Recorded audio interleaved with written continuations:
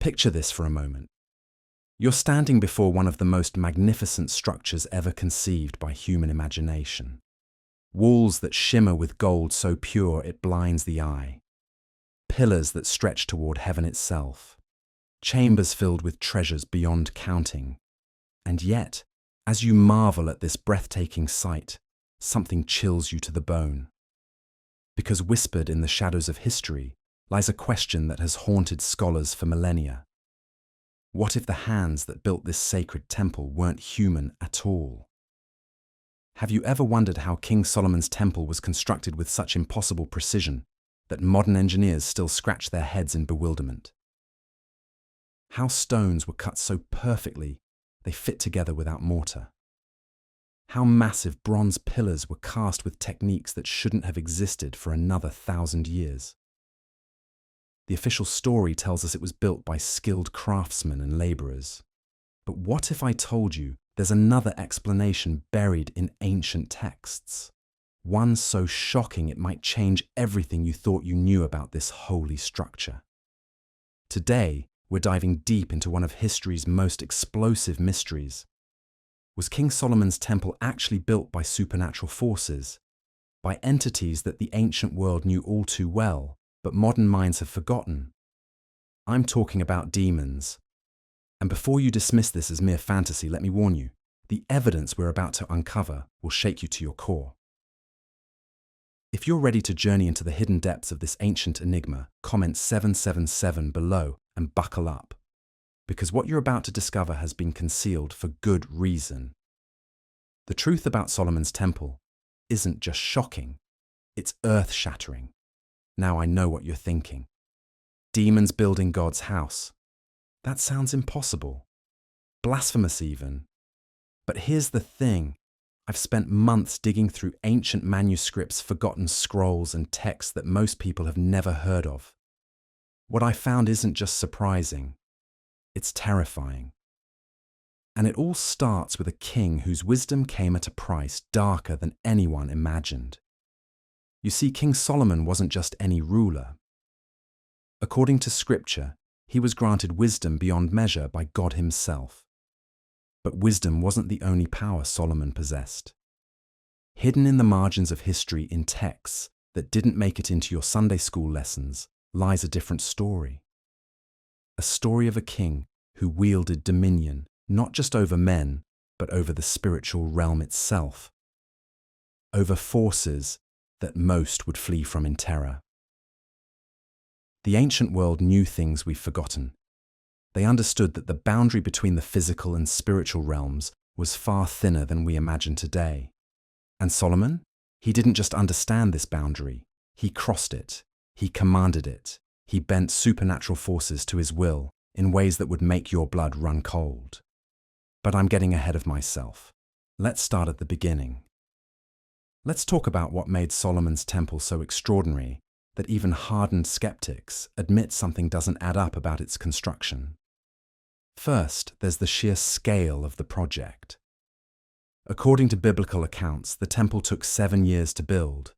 7 years to create a structure so magnificent it became the wonder of the ancient world. But here's where things get interesting. The Bible tells us that during construction, no hammer or chisel or any tool of iron was heard in the temple while it was being built. Think about that for a moment. Massive stones perfectly cut and fitted without the sound of tools. How is that even possible? The stones themselves tell an impossible story. Archaeological evidence suggests these weren't ordinary building materials. Some weighed dozens of tons, yet they were positioned with precision that would challenge modern cranes and machinery. The joints between stones were so tight you couldn't slip a knife blade between them.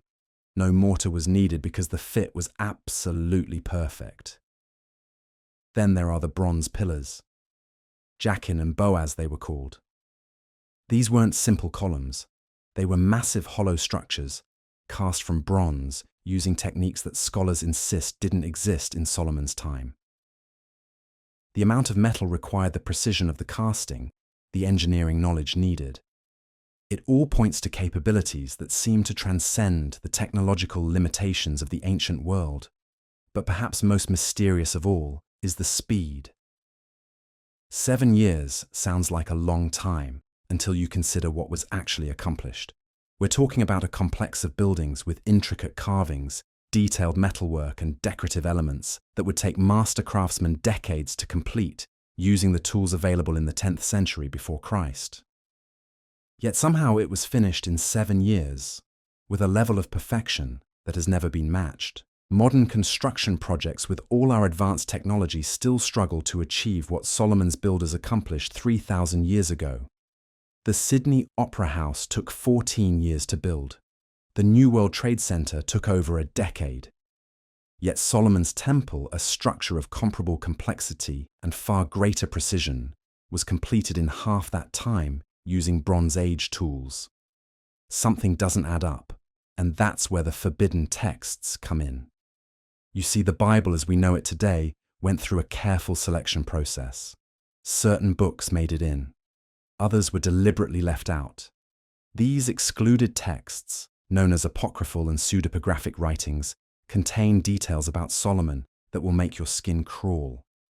Details about how he really built his temple and what forces he commanded to make it possible. One of the most significant of these texts is the Testament of Solomon. Now, before you dismiss this as fiction, understand that this document was taken seriously by scholars and theologians for over 1,000 years. It was copied, preserved, and studied because people believed it contained genuine historical information about Solomon's supernatural abilities. According to this text, Solomon didn't just rule over Israel. He ruled over demons, 72 of them to be exact, each with specific powers and abilities, each bound to his service by mystical seals and incantations. And these weren't just any demons. These were powerful entities capable of feats that would seem impossible to human workers. The text describes how Solomon first gained power over these supernatural beings. It began with a simple ring, but this wasn't ordinary jewelry. This was a seal ring given to him by the Archangel Michael, a ring inscribed with divine names and symbols that granted Solomon authority over the spirit world. With this ring, he could summon demons, command them, bind them to his will, and force them to perform tasks that no human could accomplish. And what was the first great task Solomon set for these supernatural servants? The construction of his temple.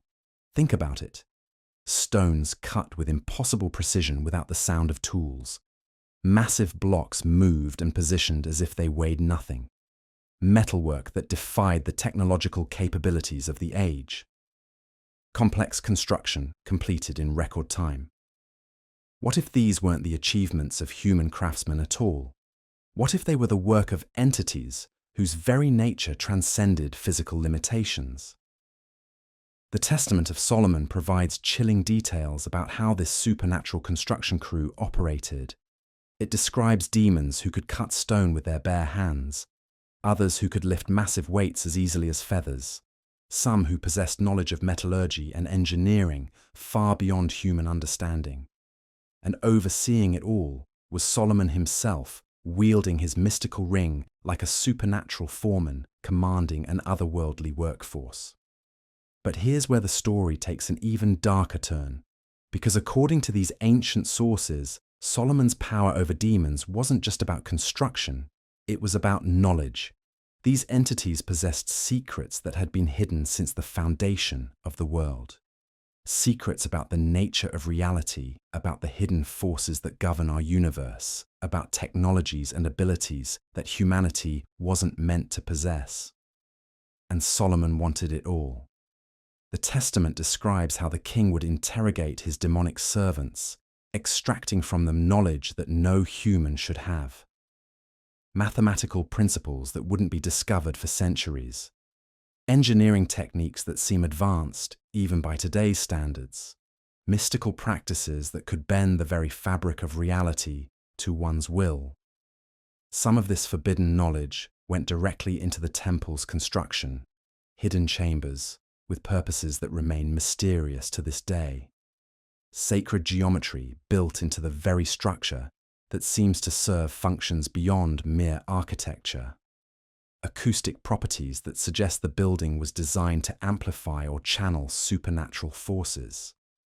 But Solomon's appetite for forbidden knowledge didn't stop with construction techniques. He delved deeper into the dark arts, learning from his demonic servants how to manipulate the spiritual realm itself, how to summon entities from beyond the veil, how to harness powers that could shake the foundations of heaven and earth. And this is where our story becomes truly terrifying. Because if Solomon really did build his temple using demonic labor, if he really did incorporate forbidden knowledge into its very foundation, then what exactly was the purpose of this sacred structure? Was it truly a house of worship for the God of Israel, or was it something far more sinister? A gateway between worlds? A conduit for supernatural forces? A monument to Solomon's dominion over the realm of darkness itself? The implications are staggering. If these ancient texts are to be believed, then the most sacred site in Judaism and Christianity was constructed by the very forces of evil that believers are taught to fear and resist. The temple that housed the Ark of the Covenant, that welcomed the presence of the Almighty, was built by hands that belonged not to faithful servants, but to fallen angels, cast out of heaven for their rebellion against God. But wait. Before you decide this is all just ancient mythology, consider this. The Testament of Solomon wasn't written in isolation. Similar accounts of Solomon's supernatural abilities appear in Islamic traditions, in medieval grimoires, in Jewish mystical texts, and in the folklore of dozens of cultures across the ancient world. When that many independent sources tell the same basic story, when the details align across cultures and centuries, you have to ask yourself, could there be truth hidden in these forbidden accounts? The evidence doesn't stop with ancient texts. Archaeological discoveries have only deepened the mystery. Excavations around the Temple Mount have revealed construction techniques that shouldn't have been possible with the tools available in Solomon's time. Stone blocks cut with laser-like precision, underground chambers with purposes that remain unclear, acoustic anomalies that suggest the entire complex was designed according to principles that modern science is only beginning to understand. Even more disturbing are the symbolic elements that have been uncovered. Carvings and inscriptions that don't match the religious iconography you'd expect in a temple dedicated to the worship of the one true God. Instead, archaeologists have found symbols associated with the occult, with demon summoning, with practices that would have been considered abominations by the faithful of Israel. And here's where the story becomes even more chilling, because these symbols weren't random decorations, they were functional, ritualistic, designed to serve purposes that would make any faithful believer's blood run cold. Consider the layout of the temple itself. The inner sanctum, known as the Holy of Holies, was designed as a perfect cube, 20 cubits in length, width, and height. Now, to most people, this might seem like simple architectural symmetry. But to those versed in the occult, the cube holds profound significance. It represents the material realm, the physical world, the domain where spirits can manifest and interact with human beings. Was this just coincidence? Or was Solomon deliberately designing his temple as a conduit between the spiritual and physical realms? A place where the barrier between worlds was intentionally thinned to allow supernatural entities easier access to our reality. The more you dig into the details, the more disturbing the picture becomes. The bronze sea that stood in the temple courtyard wasn't just a ceremonial washing basin.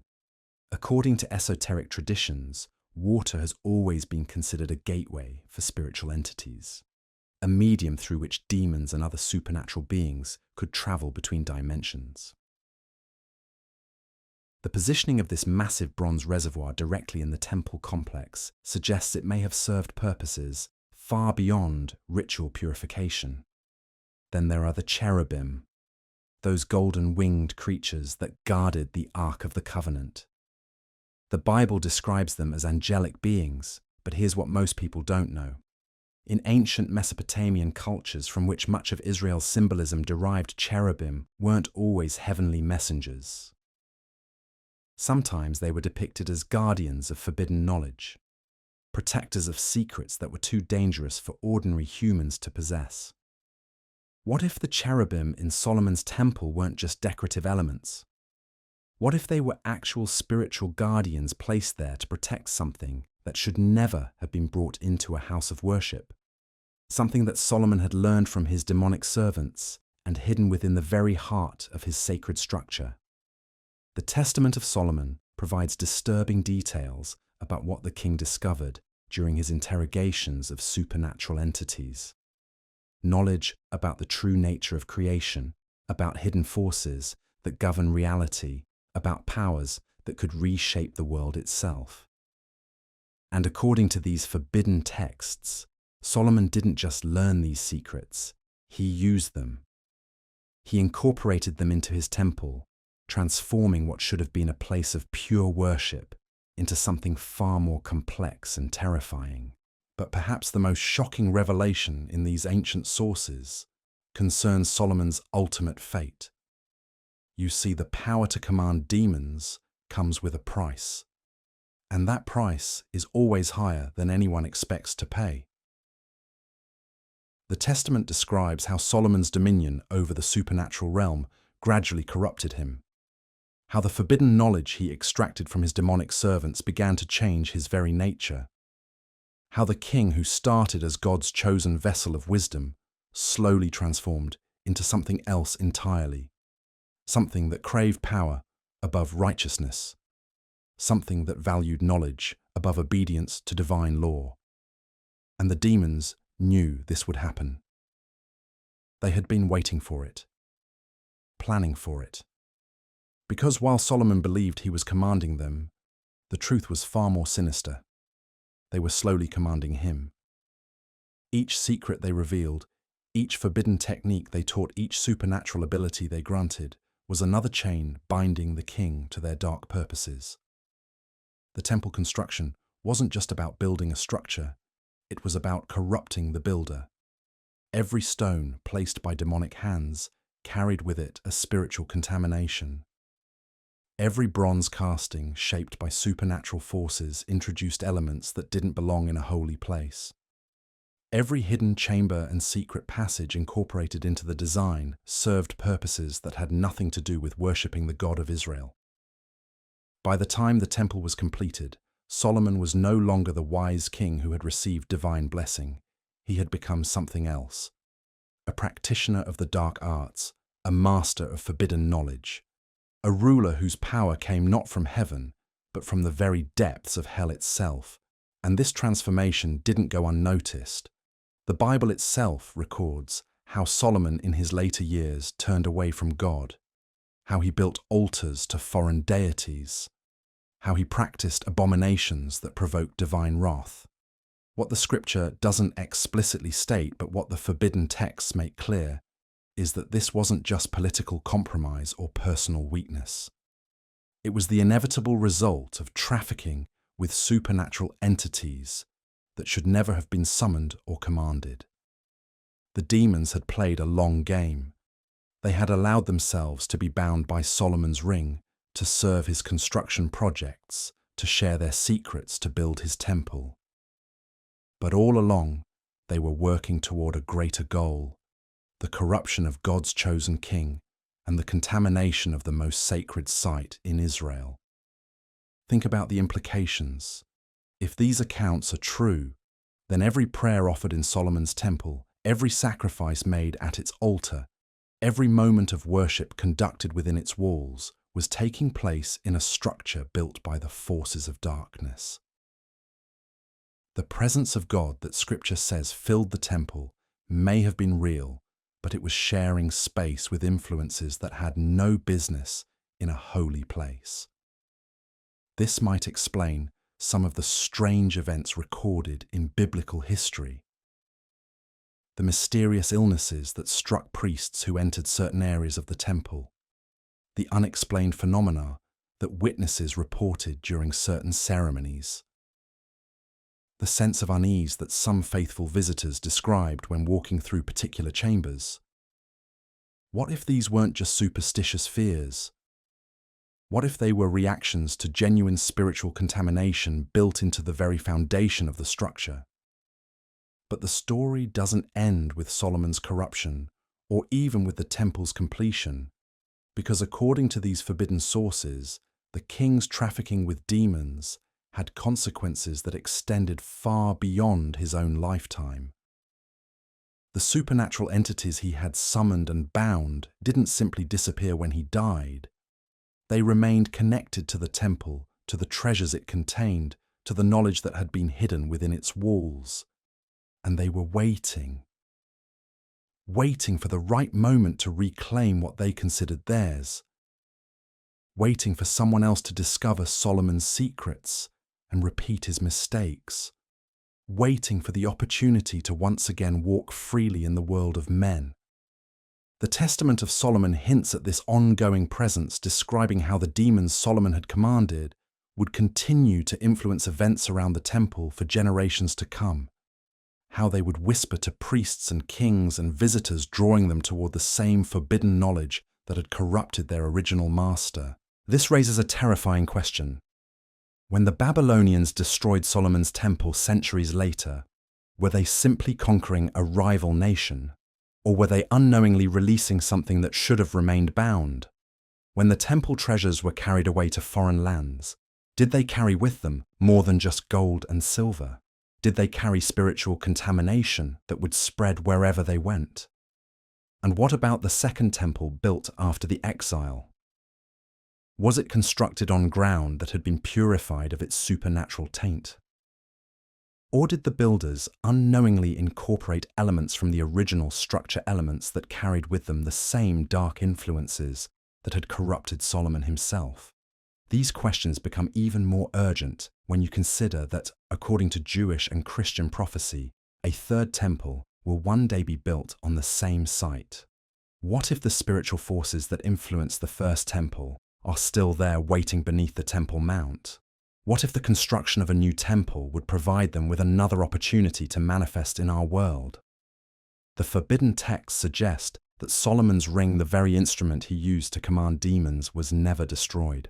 Some accounts claim it was hidden away, passed down through secret bloodlines preserved by those who understood its terrible power. Others suggest it was lost only to surface again in times of great upheaval when ambitious men sought to claim dominion over supernatural forces. What if somewhere in the world today there are those who possess fragments of Solomon's forbidden knowledge? What if there are modern practitioners of the dark arts who have studied the ancient texts and learned how to summon and command the same entities that built the original temple?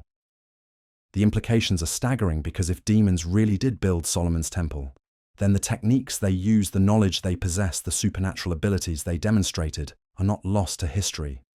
They exist somewhere in the spiritual realm, waiting to be accessed by anyone foolish enough or ambitious enough to seek them out. And in our modern world, where ancient mysteries are being rediscovered, where archaeological sites are being excavated, where forgotten texts are being translated and studied, the possibility that someone might uncover Solomon's secrets becomes more real with each passing day. But here's what makes this story truly terrifying. It's not just about the past, it's about the future.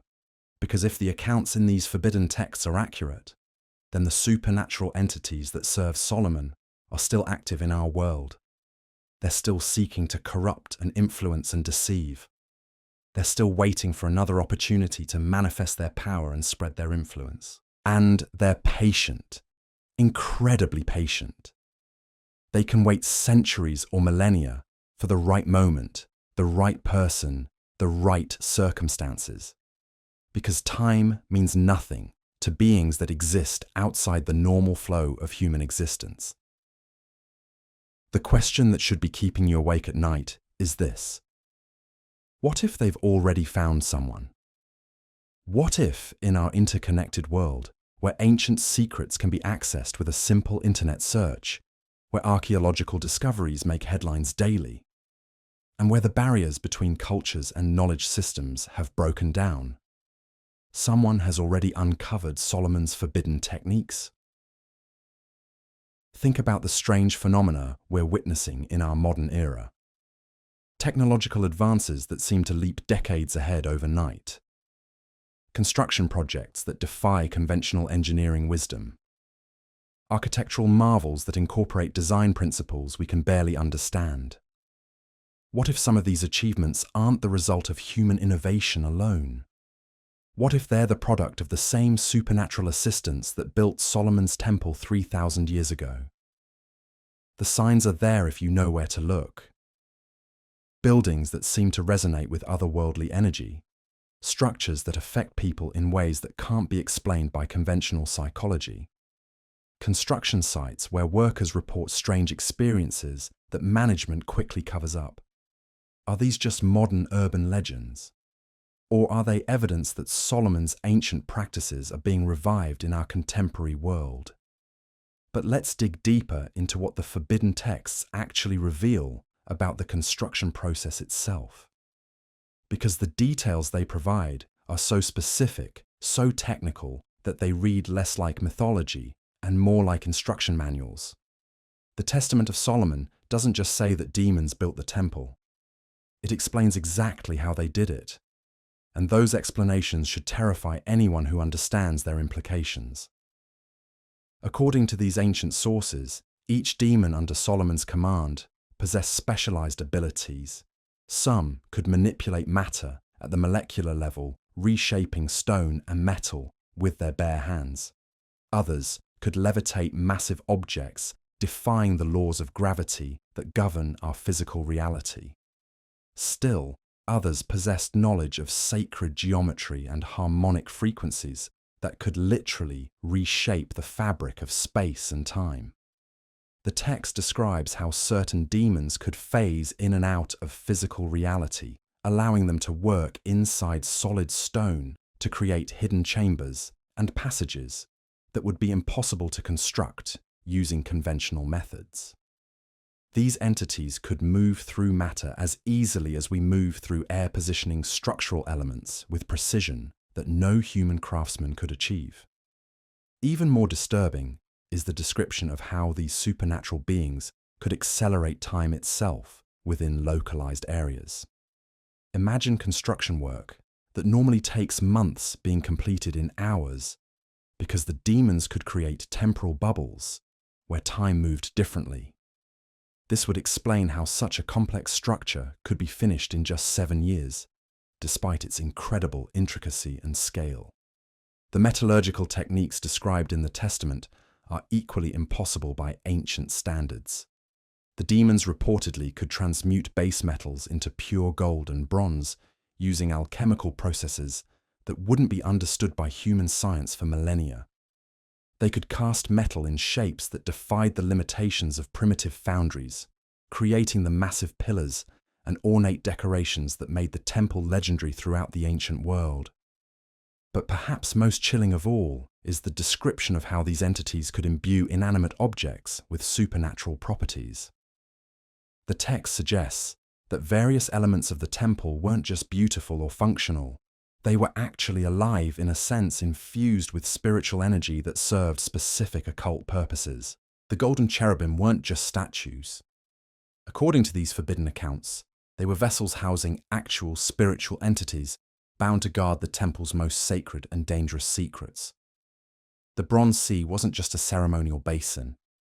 It was a scrying pool that could reveal visions of past and future events to those who knew how to use it properly. The very walls of the temple were allegedly inscribed with invisible symbols that could only be seen by those with supernatural sight. This raises a terrifying possibility. What if the temple wasn't just built by demons? What if it was built as a trap, a spiritual snare designed to capture and corrupt anyone who entered its sacred spaces? The Testament hints at this, suggesting that Solomon's demonic servants had their own agenda beyond simple construction work. Consider the psychological effect such a place would have on visitors.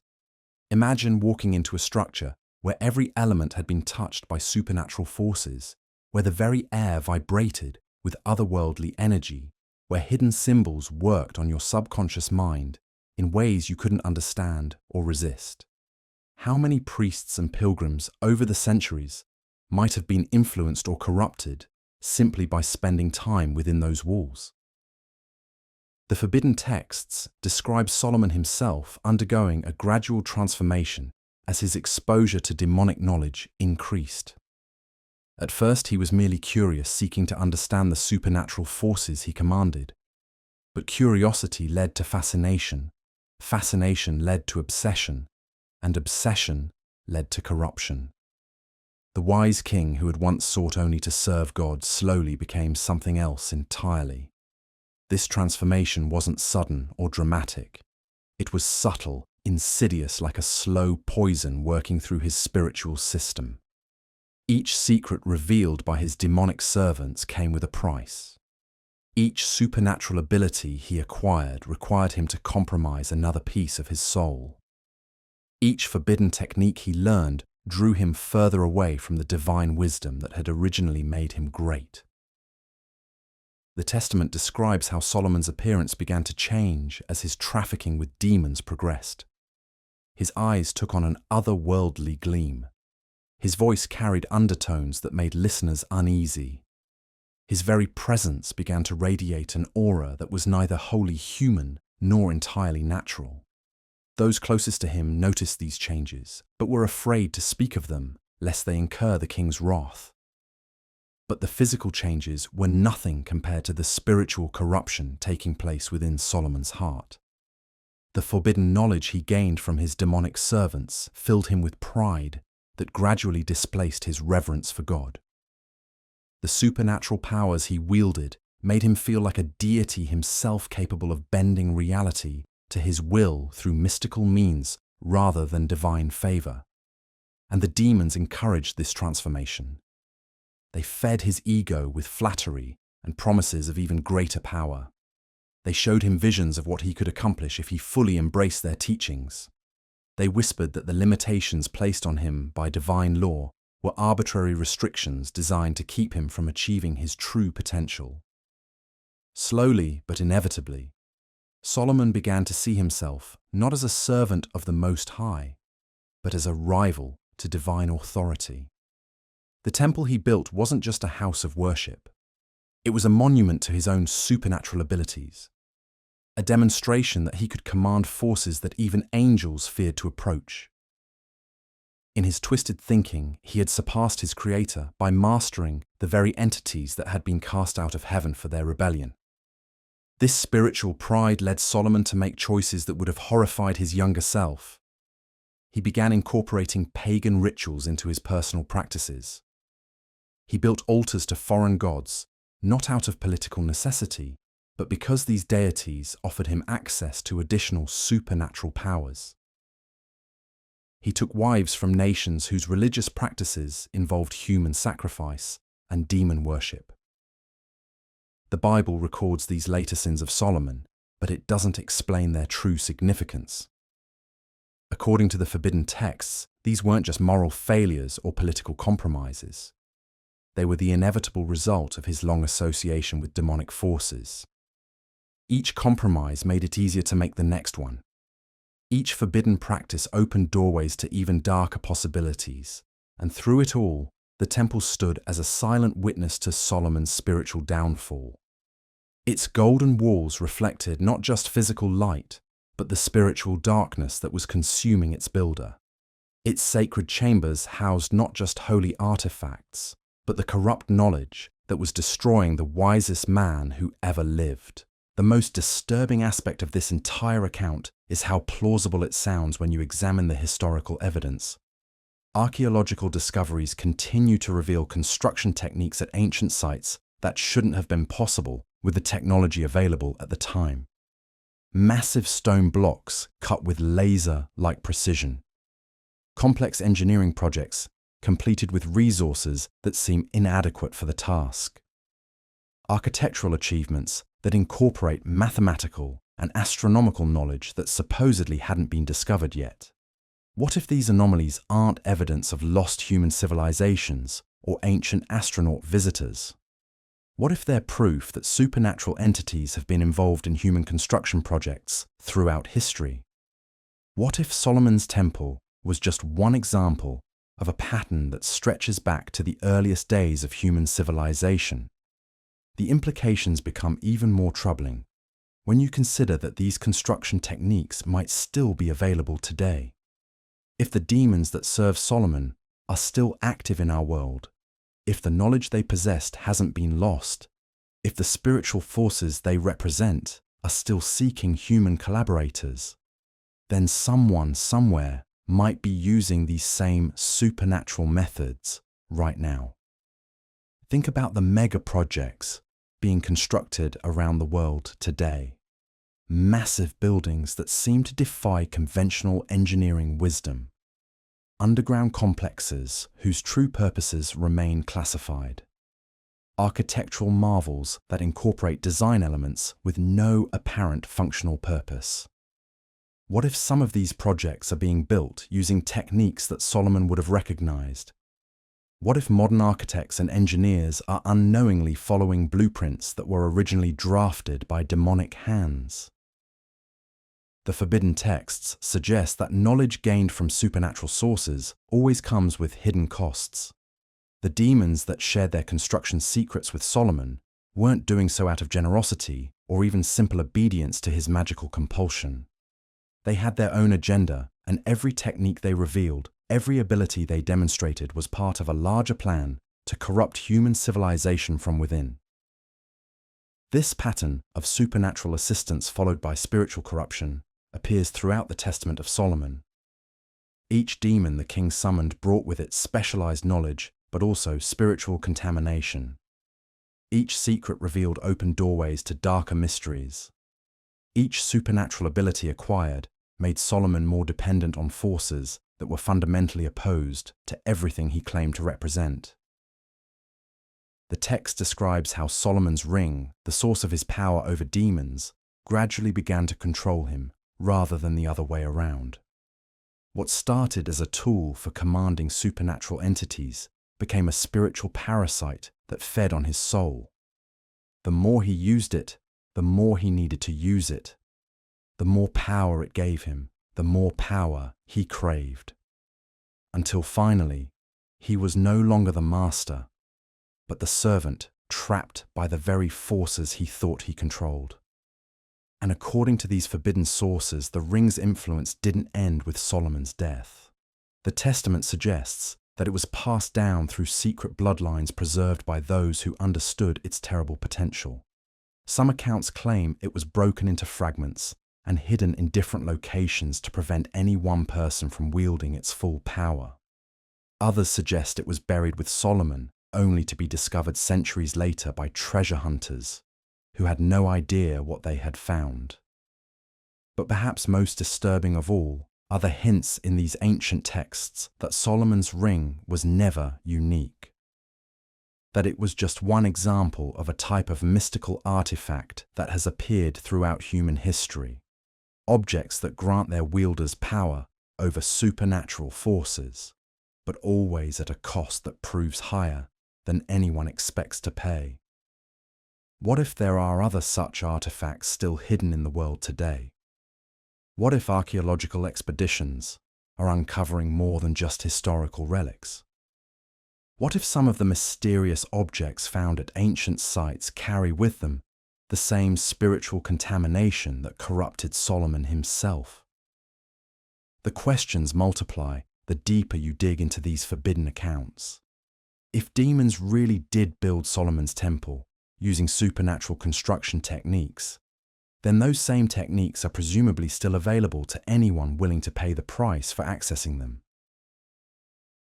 If the spiritual entities that serve Solomon are still active in our world, then they're presumably still seeking human collaborators who can help them manifest their influence in physical reality.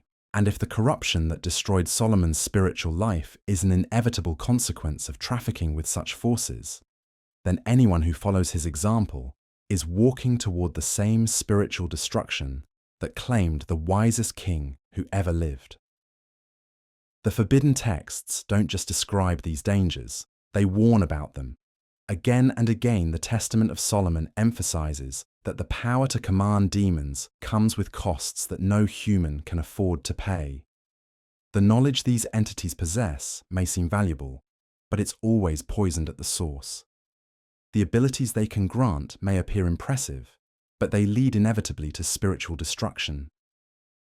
Yet despite these warnings, the allure of supernatural power continues to draw people toward the same mistake Solomon made 3,000 years ago.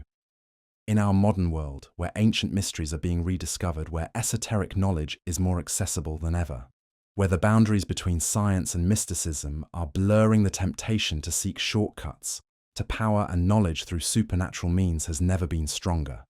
And that brings us to the most chilling revelation of all. Because if these ancient accounts are true, then every major construction project throughout history might tell a similar story. The pyramids of Egypt, with their impossible precision and mysterious chambers.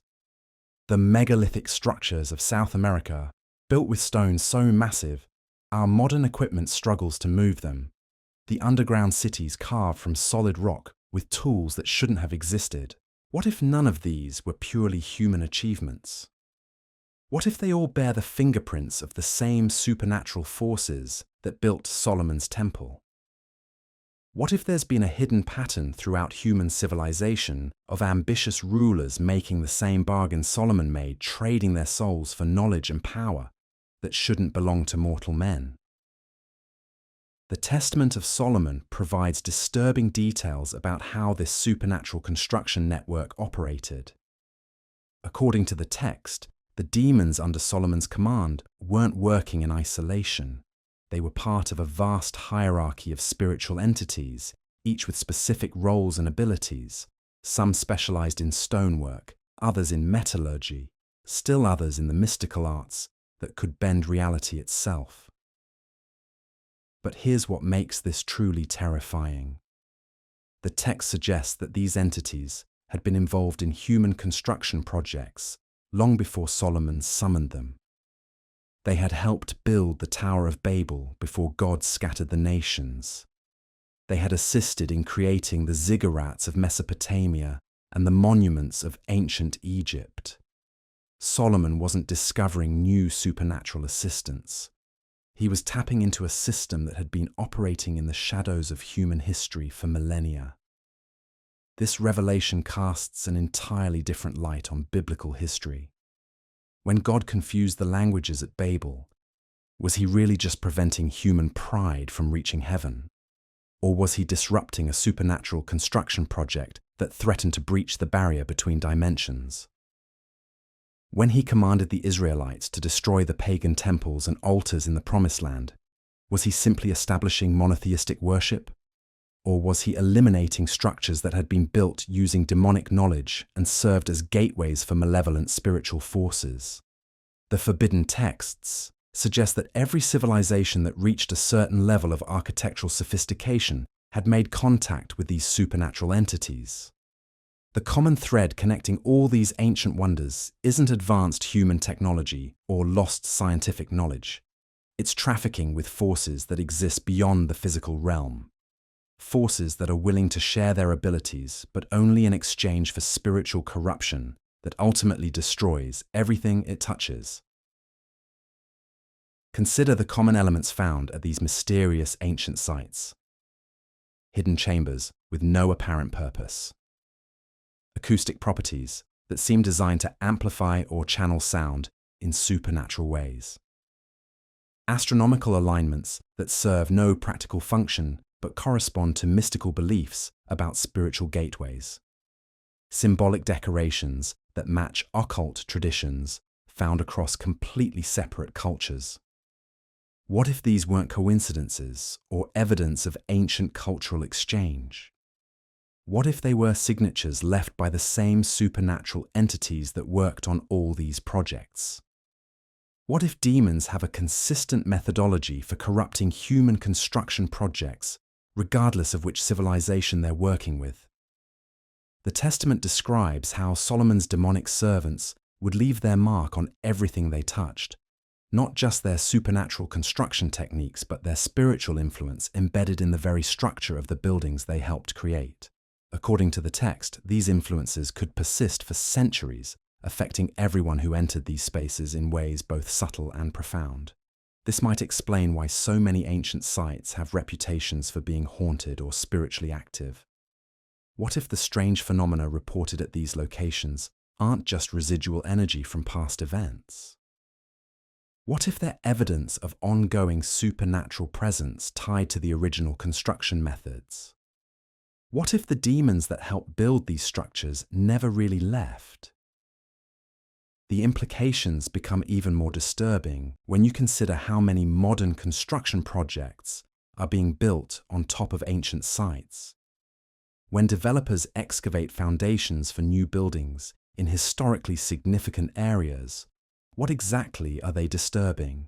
When archaeological teams uncover artifacts and structural elements from these supernatural construction projects, what are they potentially releasing into the modern world?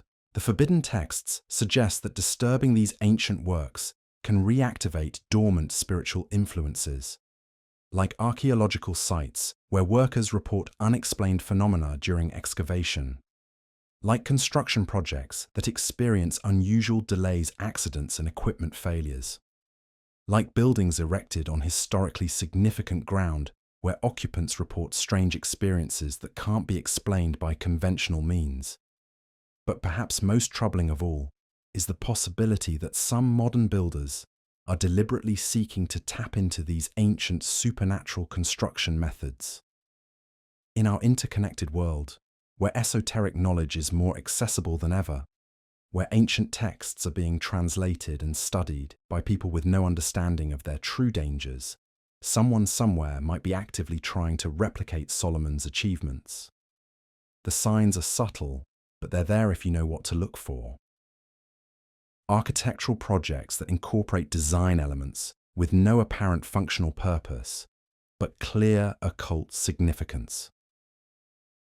Construction timelines that seem impossibly accelerated given the complexity of the work being done. Building materials and techniques that appear more advanced than current technology should allow. What if some of today's most impressive architectural achievements aren't the result of human innovation alone? What if they're evidence that Solomon's forbidden knowledge is being rediscovered and applied in our contemporary world? What if the same supernatural forces that corrupted the wisest king who ever lived are now working through modern architects, engineers, and construction crews? The Testament of Solomon provides detailed warnings about the signs of supernatural involvement in construction projects. Unusual weather patterns during building phases. Equipment that functions beyond its normal capabilities. Workers who demonstrate skills they shouldn't possess. Materials that behave in ways that defy known physical properties. Completion schedules that compress impossibly large amounts of work into unreasonably short timeframes. According to the forbidden texts, these aren't just convenient coincidences or evidence of exceptional human skill. They're indicators that supernatural forces are once again collaborating with human builders. And if history is any guide, that collaboration will come at a price that no one expects to pay. The text describes how Solomon initially believed he was in complete control of the situation. The demons seemed obedient to his commands. They performed their tasks efficiently and without apparent resistance. They shared their knowledge freely and demonstrated abilities that made Solomon feel like the most powerful ruler in human history. For years, everything seemed to be going exactly as he planned. But slowly, almost imperceptibly, the balance of power began to shift. The demons started making suggestions about how Solomon could improve his magical techniques. They offered additional knowledge that would require him to perform certain rituals or make specific compromises with his religious beliefs. They presented opportunities for even greater power that would necessitate partnerships with other supernatural entities. Each step seemed reasonable in isolation. Each compromise appeared minor compared to the benefits being offered. Each new technique or ability felt like a natural progression from what Solomon had already learned. But taken together, these incremental changes were transforming the king into something fundamentally different from what he had been when he first put on the ring. The Testament suggests that this gradual corruption is the standard operating procedure for supernatural entities when they work with human collaborators. They don't demand everything at once because that would trigger resistance and alarm. Instead, they slowly accustom their human partners to increasingly questionable practices until crossing major moral boundaries feels natural and justified. This pattern should terrify anyone considering whether similar forces might be active in our modern world. Because if these entities are still seeking human collaborators today, they would presumably use the same patient, methodical approach that worked so effectively with Solomon. They would start with seemingly innocent assistance and gradually escalate their demands until their human partners were completely under their influence. The forbidden texts describe how Solomon's later years were marked by increasingly erratic behavior and disturbing practices. He became obsessed with acquiring more supernatural knowledge, even when that knowledge served no practical purpose. He began conducting rituals that horrified his advisors and alienated his people. He made political and religious decisions that seemed designed to provoke divine wrath rather than secure his kingdom's future. According to the Testament, this wasn't just the natural corruption that power brings to human rulers. It was the inevitable result of prolonged exposure to supernatural influences that were fundamentally hostile to human well-being. The demons hadn't changed their essential nature just because they were temporarily bound to Solomon's service. They remained creatures of rebellion and destruction, working constantly to corrupt everything they touched. And their ultimate goal wasn't just Solomon's personal destruction. It was the contamination of the entire kingdom through the corrupted king's influence. Every decision Solomon made based on demonic counsel spread spiritual poison throughout Israel. Every policy he implemented using supernatural knowledge introduced elements of chaos and rebellion into the social order. Every structure he built using demonic labor became a potential gateway for additional supernatural influence. The temple itself became the centerpiece of this contamination strategy, because it wasn't just a building where corrupt rituals might be performed. It was a structure whose very existence validated the use of supernatural forces in service to supposedly divine purposes. It demonstrated that trafficking with demons could produce results that appeared beneficial and holy, even while spreading spiritual corruption at levels most people couldn't perceive. This raises the most disturbing question of all about our modern world. If supernatural entities are still active today, if they're still seeking human collaborators, if they're still willing to share construction techniques and other knowledge in exchange for spiritual influence, then how would we recognize their involvement? How would we distinguish between legitimate human achievement and accomplishments that rely on supernatural assistance? The forbidden texts suggest that the answer lies not in the spectacular nature of the achievements themselves, but in the spiritual fruit they produce. Buildings constructed with supernatural assistance might be architectural marvels, but they would also serve as conduits for spiritual influences that gradually corrupt everyone who spends significant time within them. Projects completed using demonic knowledge might demonstrate impressive technical capabilities, but they would also create environments that subtly undermine faith, promote moral compromise, and encourage spiritual rebellion. According to the Testament of Solomon, these effects aren't immediately obvious. They work slowly over time, affecting people's thoughts, emotions, and decision-making processes in ways that feel natural and justified. Someone working in a building constructed with supernatural assistance might gradually find themselves more open to moral compromises they would have rejected in the past. They might experience subtle changes in their spiritual beliefs or find themselves drawn to practices and ideas they would have previously found disturbing. The cumulative effect of these influences would be the same kind of gradual corruption that destroyed Solomon himself, not a sudden dramatic fall, but a slow, steady drift away from moral and spiritual truth toward darker alternatives that promise power, knowledge, and freedom from traditional constraints.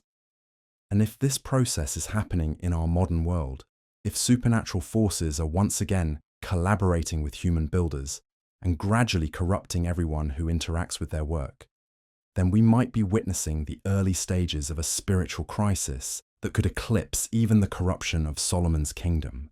The signs would be subtle at first: increased interest in occult practices and esoteric knowledge, growing acceptance of moral relativism and rejection of traditional religious authority, rising fascination with supernatural phenomena and alternative spiritual systems, architectural trends that incorporate symbolism and design elements with occult significance, construction projects that demonstrate capabilities that seem to exceed current technological limitations.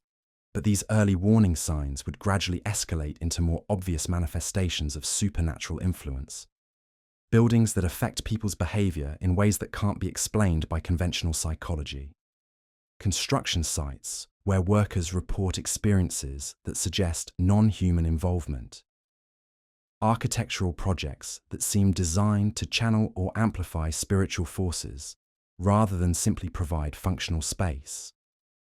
According to the forbidden texts, the ultimate goal of these supernatural construction projects isn't just to create impressive buildings.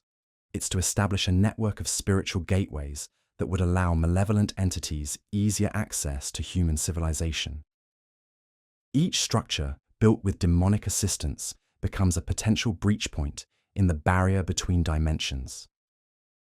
Each building designed according to occult principles becomes a conduit through which supernatural influences can spread throughout human society.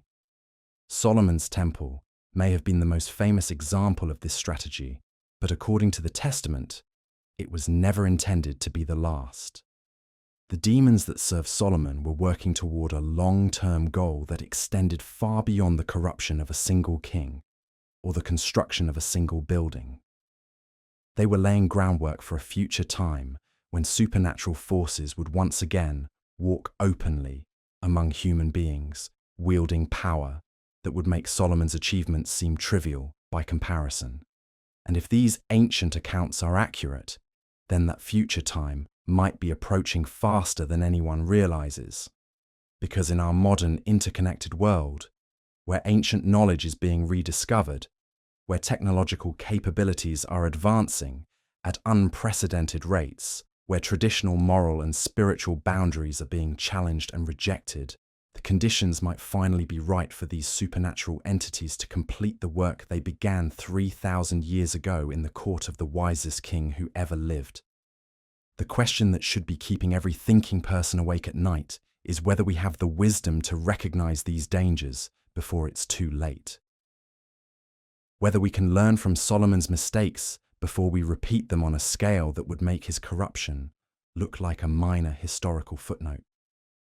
Whether we can resist the temptation of supernatural shortcuts to power and knowledge before we find ourselves trapped in the same spiritual web that destroyed the greatest king in human history. Because if the forbidden texts are telling the truth, then the forces that built Solomon's temple are still active in our world today. They're still seeking human collaborators. They're still offering knowledge and abilities that seem too good to refuse. And they're still patient enough to wait centuries or millennia for the right opportunity to complete their ultimate goal of corrupting human civilization from within. The choice of whether to recognize and resist these influences, or to fall victim to them the way Solomon did, may be the most important decision our generation will ever face. And the clock is ticking faster than most people realize.